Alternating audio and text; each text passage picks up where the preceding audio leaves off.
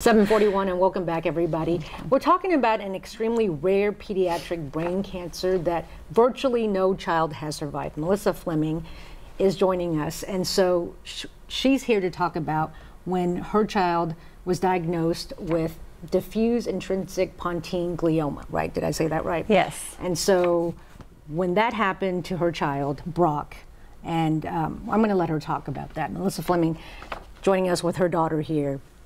Welcome, Jenna. Hi. Hi. And talk to us when Brock was diagnosed with this, a rare brain cancer. Take us back to when that happened. It was in May of last year. He was walking the dog with my husband and Jenna, and he tripped and fell. And when he landed, he fell on his knuckles, which isn't a normal way to fall. 7 years old. He was 6 at the time. His birthday was a month later, is when he turned 7, and he fell on his forehead. So he had a huge bump. It was like the size of a golf ball. So we took him to the ER thinking we're going to treat him for a concussion, which he did have. And then it was 2 days later we found out that he actually did have a brain tumor, and that's what would have caused him to fall to begin with. Right. And fast forward, he passed in December. 7 months later. So Brock was 7 at the time. He battled for 7 months. It's absolutely devastating. There is no cure. You get standard radiation treatment when you're first diagnosed to buy more time, and then you're just hoping for time, and parents are researching dramatically daily trying to find if there's any trials that they can get their kids into in hopes of them surviving. And Melissa's so brave. She came on to talk about a run that she's having next week, and she's here to raise awareness and about this DIPG. It's rare and it's terrible. We say virtually no child has survived this. So this type of tumor grows in the brainstem, so that controls your breathing, your speech, your sight, all of your motor skills, bodily functions.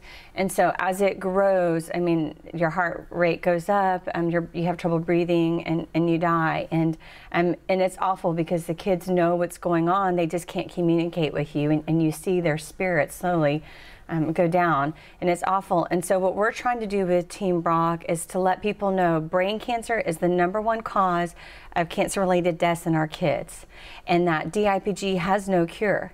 And then we want to raise money. We raise the money through Team Brock for the Cure Starts Now. They were formed by other DIPG parents. There's 32 chapters now. 98% of the money is used for research and trials. So parents are making sure this money is used wisely for grants. And then our event with the fun run is really about bringing the community together. I mean, this school of kids saw Brock struggle and die from cancer. I mean, I don't even understand it. How can they? And I personally want to make sure that this doesn't get them down, and that they see that you can fight back and you continue to fight and you can make a change and have a difference by raising money and going out and supporting. So this fun run is for the kids. Serious runners do come out and you get to run first. There's going to be bouncy houses, carnival games, face painting. We're having a helicopter come in and drop candy for the kids. And it's going to be in Round Rock next weekend on the 21st. And Brock loved dressing up. Oh, yes, yes. He would say Halloween, Christmas, and his birthday. I mean, those were his favorite holidays. Right. Last Halloween, he had 2 costumes. He had a skeleton T-Rex and an anglerfish. Right. And Jenna, what is it that you want us to remember about Brock? You loved your brother. I like swimming with him a lot. Yeah, yeah. He was a big swimmer. And Jenna, you guys have some good news for us too, right? Yes. You're not here just to tell us about this run. What else, Jenna?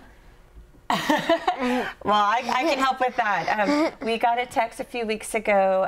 Chris Jones is the punter for the Dallas Cowboys, and he has chosen Team Brock and the Cure Starts Now for his cause, for my cause, my cleats. So in their November game, he's going to be wearing cleats that has our logo and the DIPG logo shirt that I'm wearing. That's a part of the Cure Starts Now.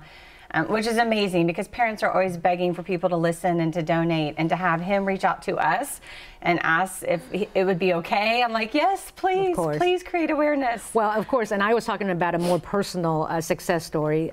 Melissa, you're pregnant. Yes, yes. Congratulations. Thank you. I'm due at the end of January, so I'm halfway there.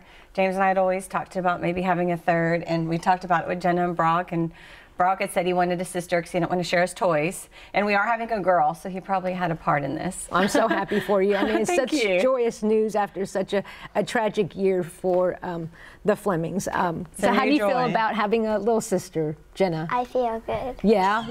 I mean, like, what are you going to do? What's the first thing you're going to do with your little sister? Dress her up. Yeah, like a little doll. I mean, I that's... told her she's also going to change diapers. No, I'm not. No? Oh, I think you better, right? No, that's so wonderful, wonderful news. So again, tell us one more time, the run is next Saturday. It's going to be Saturday, October 21st. We're going to start it at 8 in the morning. We'll start ceremonies at 7:40. It's going to be at the Forest Creek Golf Course out in Round Rock. It's $20 for adults, $10 for kids. If they're 5 and under, it's free. And it's just about getting people out and having a good time. We're honoring 16 kids along the trail that are battling DIPG, and then we're honoring 7 other families in the community that have different types of cancer, because we also want them to know, I mean, kids get all types of cancers, and it's not just brain cancer, so we're honoring them as well. Thank you so much, Melissa. Thank you so much. And Jenna, thank you so much. Congratulations, guys. Y'all did great.